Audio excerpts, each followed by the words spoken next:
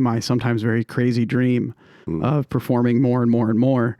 If I keep that mentality, I can get a lot farther. And so I wrote this song called Famous, that the idea of the song is I want to be famous for loving my wife. Hello and welcome back to this week's episode of the TF Cast. I'm Willis. Hey, Grum here. It's December 20th in the Solarium. And I'm your host, Jacob Basis. Today with us, we have musician Tyler Herwig. Tyler reached out to us basically promoting his work, and it was really exciting to hear about like the sheer amount of work that you've done, the success that you've seen, and all this new music that's coming up. He played some for us, and we're excited to talk about it. So, Tyler, introduce yourself to the audience and tell us a little bit about your experience putting together this much music. Yeah, well, my name's Tyler Herwig, and I sing songs. I've been doing it for 14 years professionally. I average about 280 shows publicly a year. And my latest single is charting at 8 in the U.S. on indie country radio, but I've got a ton of new stuff that's coming out in a variety of genres. I really want, my fans or future fans to think of me as their own personal radio dial. So whatever you're in the mood for, I'm here to sing. Mm-hmm. I think that's a really like a good way to go about that too, because I think the way that musicians are kind of edging towards is like everything's a collab and you're never just like the guy you go to for one thing. So I think that's a really smart way to look at it. What has the experience of, having that burst of success on the radio, contrasted with that like extreme grind of like 280 gigs a year been like? Yeah, it's been really satisfying to see some success. I've been doing this for so long, and I mean, for years and years, I was really hesitant to put out original music out of fear that people may not like me, because all of my originals is going to be kind of a peek behind the curtain as to who I really am. And I was like, if you don't like my music, you don't like me, and that made me really self-conscious.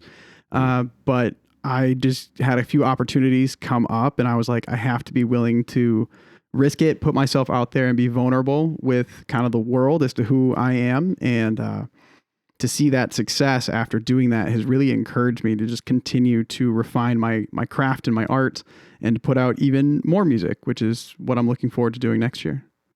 That's awesome. With it sounds like you mentioned wanting to be people's like radio dial, or at least the vision of that sort of thing. It kind of makes me think, and I heard this in your music too, that the voice is really a primary instrument for you. Obviously you play the guitar as well and you do other things, but it kind of comes back to the voice. How has it been? How have you developed your voice as an artist, with that being like a big primary instrument for you, especially between covers and originals? Like, how have you developed your voice? Yeah, I mean, I've always loved singing. I've been doing it since I was like born, basically.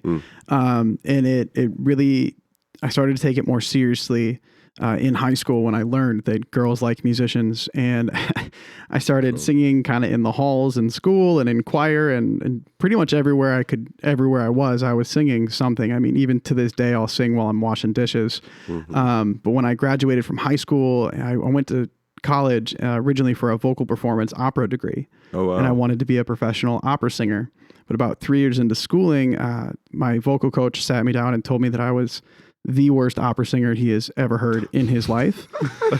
And that maybe I should just sing songs at like campfires for friends and like in church and, just kind of for fun. And so I switched my degree from music to nursing, did 3 years of nursing school before deciding I wanted to be a doctor, graduated with a degree in biochemistry. And then I was like, I don't want to be a doctor or a chemist or any of that stuff. I just want to sing songs. And so I started performing again, quite a bit more seriously, with, starting off doing just like 100 shows a year and then trying to get up to 200 and now to 280. And it's been a slow progression getting to the point where my voice could do that. Yeah. But that slow progression allowed me to train myself step by step all along the way. So that way I don't really feel vocal fatigue after performing for hours and hours, or, sometimes I'll do 2 or 3 shows in a day, and kind of I'm able to keep going because I've taken my time to develop that muscle. That's a lot. I mean, just in terms of the number of words said, amount of notes hit, the number of songs memorized. Yeah, Yeah. that sounds like quite the. And there's nowhere to hide too. Like in my band, if I get tired, I can like literally stop playing the guitar and Yeah. nothing bad happens. Yeah. But if you stop singing or playing guitar, it's pretty obvious. Yes, it's very, as a solo musician, it's very obvious Yeah. if I mess up. Yeah, So, yeah. Even if you just turn off the entertaining. You know? Yeah, yeah, 'Cause yeah. you could just pause for a moment too long, or like say Yeah, the wrong or like thing. get too and- introspective or something. Triple Falls is a media and event production company based in southern Minnesota. We specialize in multicam live streaming and sound and lighting for event productions. Contact us today to learn more, or subscribe online to join our newsletter and stay up to date about events and things going on in the area. Thanks for tuning in. Back to your show. yeah, there really is a like a performer switch that you have to Yep. you have to learn how to turn on and off. And once you turn it on, you have to have the determination to not turn it off until the performance is over. And I would Yeah. say even probably an hour afterward, because your fans are gonna come up to you and want to talk to you after a show or while Yep. you're on break or during an intermission, and you have to leave that on to keep that personality and that energy up. Or you can pull a Charlie Parr and leave as fast as humanly possible. That's Yeah. how he is. I love it. I've definitely done that from time to time. Like Yeah. I dip, but you know, Yeah. What do you do to get ready for a show when you got like a tough day coming up? You know, I spend a lot of time with my wife and my daughter. They give me a lot of energy to just keep pushing through and working hard. Now that I've made music my full-time career, you know, it does get pretty draining. I drive like 60,000 miles a year. You know, I'm doing tons and tons of shows. Sometimes they're really late at night. I'm not getting home till 2 a.m. Like it can be pretty exhausting, but knowing that I'm doing something that I love for the people that I love gives me the energy to push through all that. You I guess mentioned that in one of the songs that you sang for us. Why don't you, if you could, tell us a little bit about, I think it was the third song that you Famous. played for it. Yeah. Why don't you tell us a little bit about that song and kind of like what it means for you and your career? Yeah. So for the longest time, I wanted to be famous because I wanted attention and adoration and money and fame, really for selfish reasons. And when my wife and I were newly engaged, it became very clear to me that I can still want to pursue music and my art as much as I possibly can. But if I'm doing it for selfish reasons, I'm never going to get to where I can be useful to other people. My music will never get in front of the people that might not just want to hear my song, but need to hear my song because it can make an impact in their life. And that was a switch for me when I kind of realized, like, if I start performing for, like, every performance is for my wife in some way, shape, or form. It's either to provide, to show her how much I love her, to thank her for her support of my sometimes very crazy dream of performing more and more and more. If I keep that mentality, I can get a lot farther. And so I wrote this song called Famous, that the idea of the song is I want to be famous for loving my wife. That's the thing I want people to know about me the most, is that you could offer me millions of dollars, but if that millions of dollars comes at the cost of my family, I will turn it down in a heartbeat because they are the thing that matters most. Yeah, and I think that's a very like resonant. It matches the song, and it comes through. You can hear it. I mean, even in the timbre of your voice, I think it makes sense. So I'm excited for people to hear that. What has that transition been like? You've talked about some like really long gigs, like 3 hours, and sometimes more than once a day. Yeah. And now all of the excitement that I've kind of garnered from you has been mostly about this original music that's coming out. Like, what's it like to go from, someone who is, doing those kind of grueling bar gigs to like pushing your music to the front? And how have your fans responded? It's been a really big transition. I performed exclusively as a cover artist for, like a decade. And so, like I said, there was a lot of fear about putting my original music out, and that mentality switch that I had mentioned, where like I'm making my music for me, but I'm seeing the impact it can have on others, has made it a lot easier to put more music out there. I've gotten really comfortable with some people not liking me or my music or my story. And that's okay, because on the flip side of that, someone else really does. And I wake up to like Facebook messages at least twice a week of someone telling me, hey, your song is what's happening in my life right now.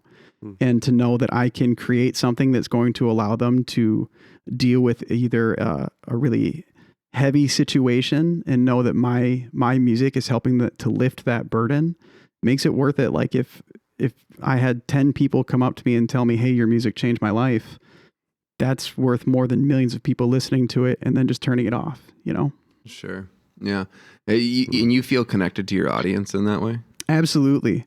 I've started a lot of, I've started some Facebook groups and some other avenues for my fans to connect with me on a more personal level. And I'm able to like keep chats going with some of these fans for days at a time, and just have this really cool personal relationship where you can't call Ed Sheeran on the phone, but my fans, you can call me any old time. Like, let's connect. So I've probably floated this conspiracy a few times, is with how available everything is on the internet all of the time. And the quality of everything just kind of coming up in terms of entertainment. I think both like movies and music are going to develop deeper local cultures because people want to connect to things more deeply. Like you can have any old subgenre you want just by finding it and connecting with those people. But I mean, no matter what, I do think people want to feel some connection to like the land and the humans around them, which is why we put so much work into, like the shows at the 410 or the people making bands around here, or us making this podcast. Yeah, as things become more accessible like that, it just empowers people at our level to to get 1080p for 4-camera video with synced audio. Even 3 years ago would have cost an extra zero on the end to what all this gear costs. Yeah. So I think I think that's totally true. Did you grow up in a musical family? Sort of. My mom led worship at our church, kind of on and off as a volunteer. My brother and sister were both in choir in high school, but they were not quite as dedicated to it as I was. They were both much better at sports, where I can barely throw a baseball, but I can play guitar with the best of them now. So that music and art in general was really just like my niche. Sure.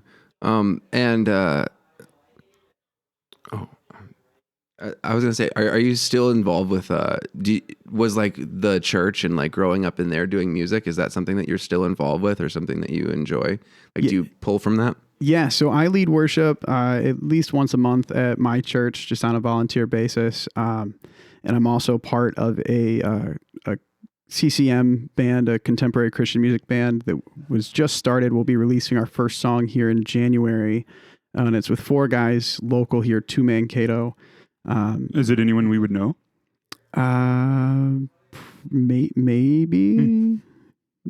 I don't know. Cool. We can talk about it after. I guess, I don't know who you know. So you might. I guess we all kind of run in the same musical circles. So okay, that's what are they people that the scene would know?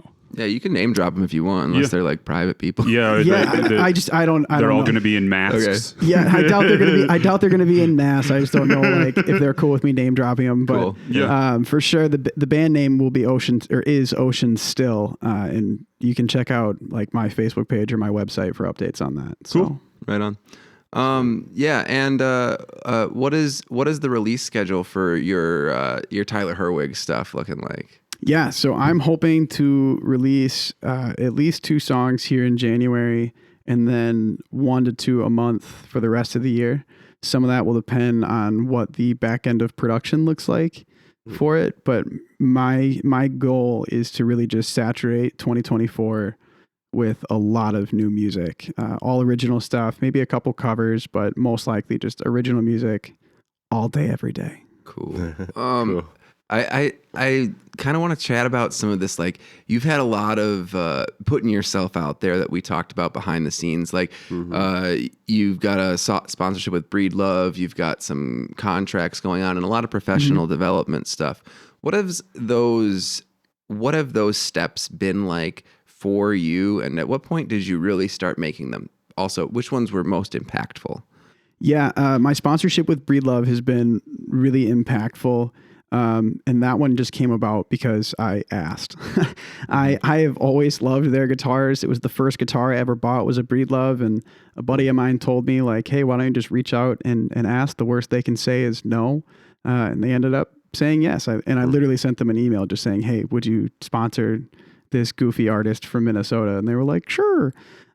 Which has been great. They sent me a new guitar, and it's my favorite guitar that I've ever touched, and that's been a lot of fun. In terms of other contracts and recording stuff, like there's definitely been ups and downs with some of the recording contracts that I've been involved with. Like there's always, when you sign a contract with a label, there's always something you're giving up. Like you're getting all of their connections, their financial support, their connections to radio and stuff like that. Mm-hmm. But you do lose some creative freedom in the process, and that's not always a bad thing. It's just you have to balance what are you willing to compromise and for how much. So what is the like cost benefit ratio there, like for a person like you're like really grinding out gigs like 280s? That's a huge number. It's ridiculous number. Yeah, 5 to 8 a week. Yeah. So like when you're going in and you're giving up some of that agency, like when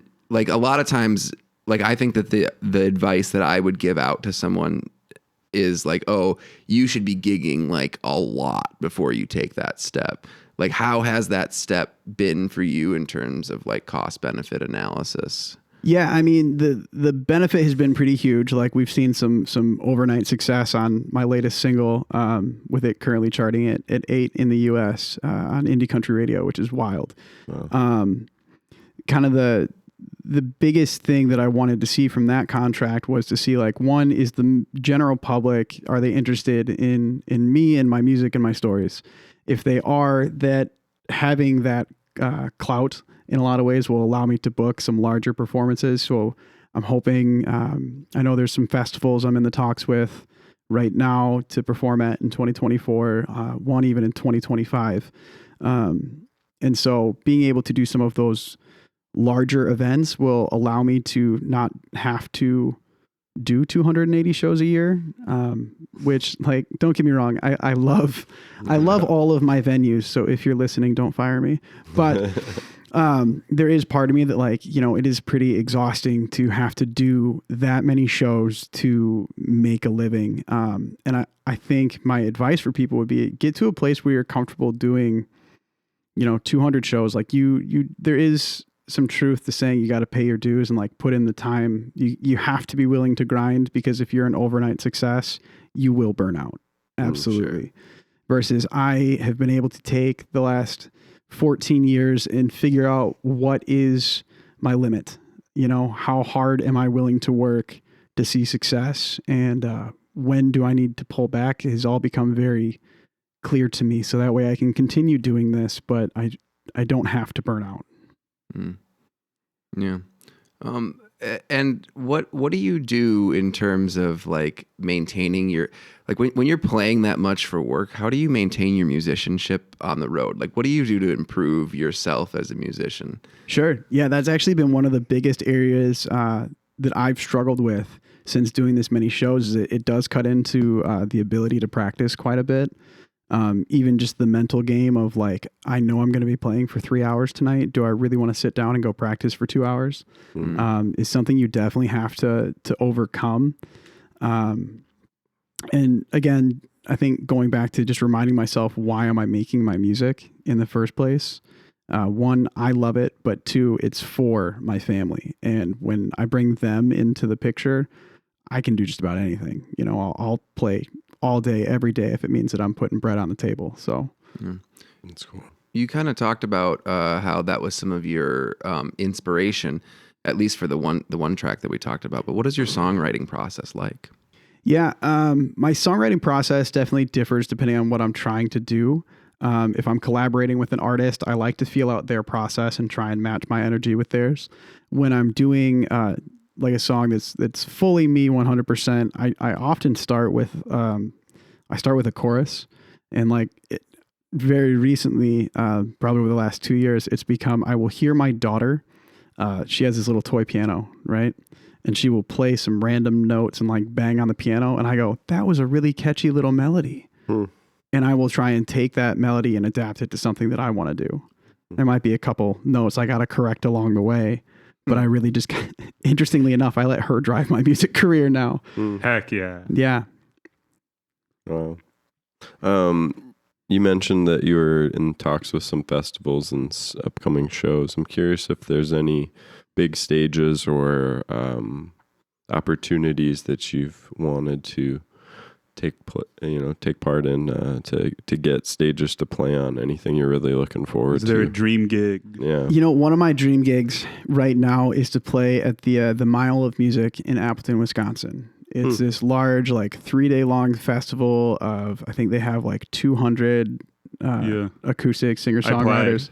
Yeah. Yeah. So that's one of my dreams, just because it feels like an environment that you can't really get anywhere else. Like I've been to other festivals, they're a lot of fun, but they have a max of like 25 different bands on stage at any one time. So to have a place where literally 1 mile of the town is every single venue, whether it's a Barnes and Noble bookstore or a Speedway gas station, they all have live music for 4 days, which is wild. And so that's on my bucket list right now. Yeah, I would love to play that festival too. I would love to play a Speedway. I'm playing at a Kowalski's next year. If you want to come play a Kowalski's grocery store with me. How did you land that one? Is that at the Mile of Music? No, it's up in Minneapolis. There's a Kowalski's that puts on once a month. They host a little like singer-songwriter round. That's fun. They reached out to me and they were like, would you be willing to do this? We know it's not your normal show. And I was like, sure, sounds different. Like I'll do it for the story, honestly. There's good people in Kowalski's. I'm sure of it, and they want to hear music. Absolutely. That's amazing. It sounds like as an art, relative to some of the other artists that we've had on the show, it sounds like you've explored a lot of options for digital marketing and kind of raising the overall level of brand, digital awareness, connection, whatever's. I'm curious, maybe for other artists who might be listening, I like what you've learned, if there's been any quick takeaways, any like, everybody says this, but it's total waste of time. Just do this instead.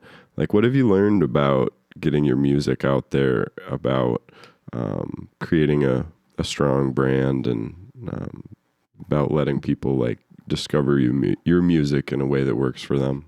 Yeah, I think learning how to use different digital advertising methods is really important now, and is only going to become more important as kind of the digital world of the internet continues to grow, like with like Web3 launching and stuff like that. Like a lot of things are going to change as we see like NFTs and music relics becoming really relevant in the next 10 years.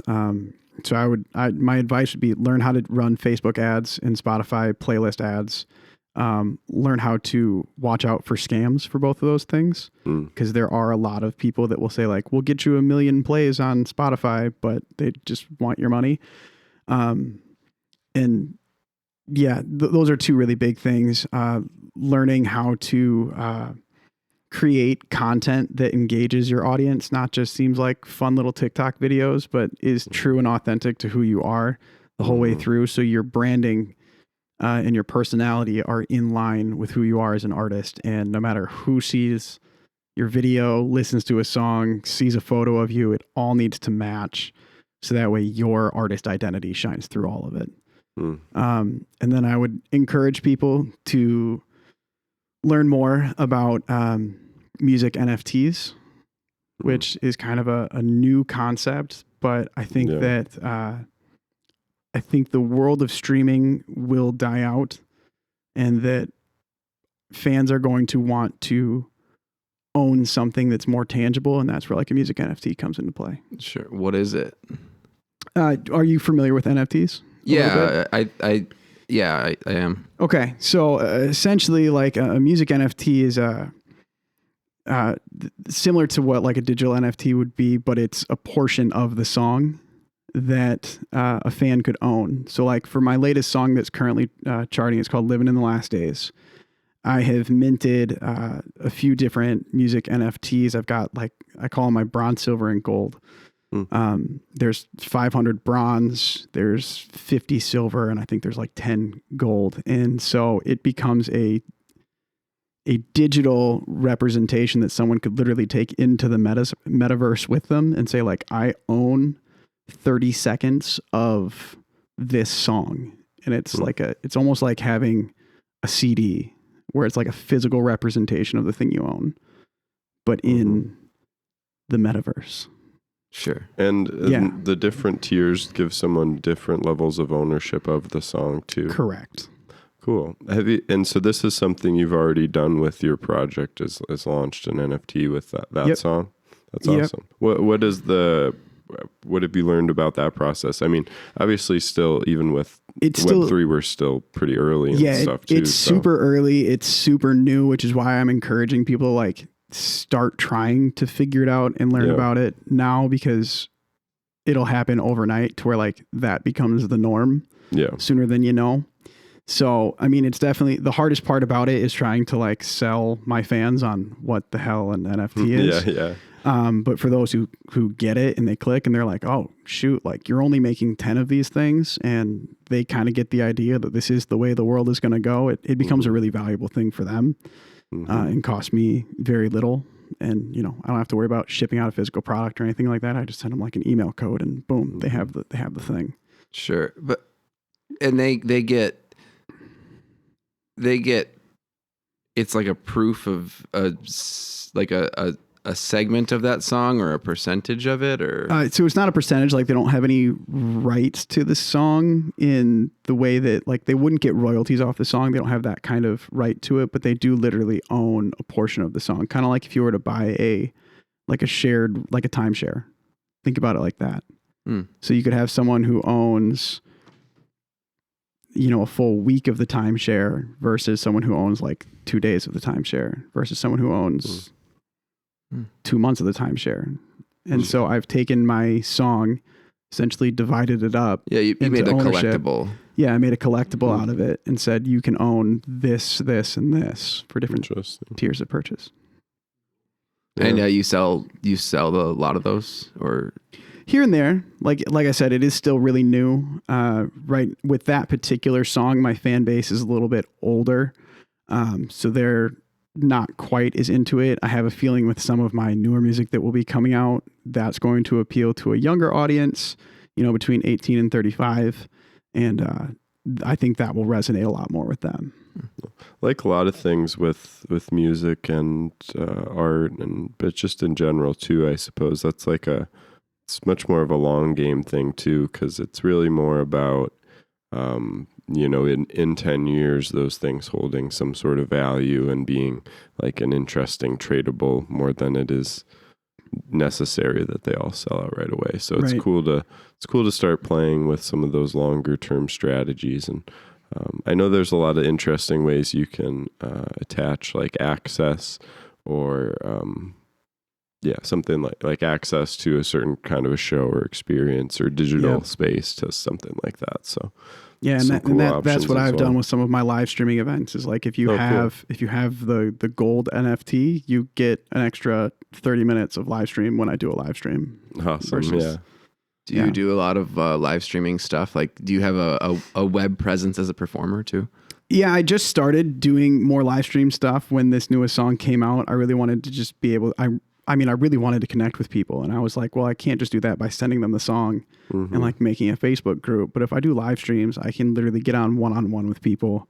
And that's been really cool. So I started doing live streams once a month, as well as occasionally if you're in one of my Facebook groups, I'll just hop on and do a random cover song or something to keep you interested and know that I'm thinking about you.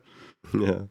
Cool. Yeah, that's great. Yeah, and I mean that adds something really tangible to that collectible. If someone actually has lifetime access to it, elongated, that's kind of like selling brief bursts of membership on Patreon. Yep. And I would imagine that those would scale. So cool. Well, I think Is there anything else we should make sure we cover while we got you on the show here? Anything that you got coming up? Shows, music, it's just random stuff you're excited about promoting or whatnot? I've got a pretty big show coming up here for New Year's at the Mankato Playhouse that I'm really, really excited about. So if you're in Mankato and you're looking for something to do on New Year's, come to the Mankato Playhouse. I'll be putting on a show there for a couple hours. It's going to be a lot of fun. Awesome. And then I'll have a ton of other dates coming up here in 2024 all around the area. So be sure to check out my website and come see me play. Yeah. Is there any other spots around Mankato that you have been playing? Yeah, I've been playing at Chankaska Creek Winery quite a bit. I love playing there. Occasionally I'll play at Swiss and Madison. And Javin's Winery are kind of my three big spots here in town. I didn't know Swiss and Madison had a stage. They don't. Oh. They just started doing live music last year, but it's still kind of in the works of figuring out how they want that program to really run. And so they've been testing it out with me. And so it's kind of sporadic when I'm in at Swiss and Madison. But cool. It's a lot of fun. I'm glad to hear there's another space doing music like up on the hill. Yeah. So yeah, you learned something new. Awesome. And you mentioned your website. Where can people find you? Yeah, you can find me on my website, tylerherwig.com or tylerherwigmusic.com. They'll both get you to the same place. Otherwise, Facebook, Instagram, Twitter, and TikTok, all at Tyler Herwig Music. You can find me and we'll have some fun. Awesome. Well, thanks for joining us today. Thanks for playing some tunes and coming to chat. It was fun. Thanks for having me on. Bye-bye.